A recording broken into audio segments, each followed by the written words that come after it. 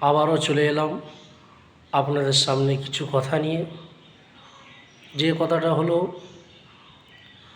গতকাল শুক্রবারে আপনারা সকলেই জানেন যে কলকাতায় অনেক মসজিদ ভর্তি হয়ে গিয়ে মুসল্লিরা রাস্তায় নামাজ আদায় করে থাকতেন।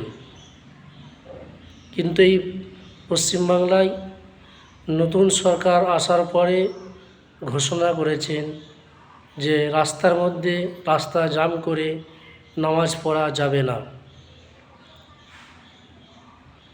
তো আমি সেই সকল মসজিদ কমিটিকে ধন্যবাদ জানাই।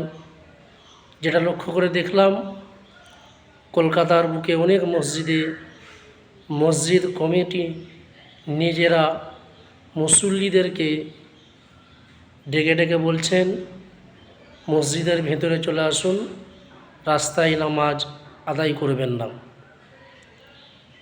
ধন্যবাদ জানাই সকল মুসল্লিকে। তারা এই সরকারি নিয়ম, সরকারি আইন তারা মেনেছেন, তারা মসজিদেই নামাজ আদায় করেছেন, রাস্তা জাম করে নামাজ আদায় করেনি।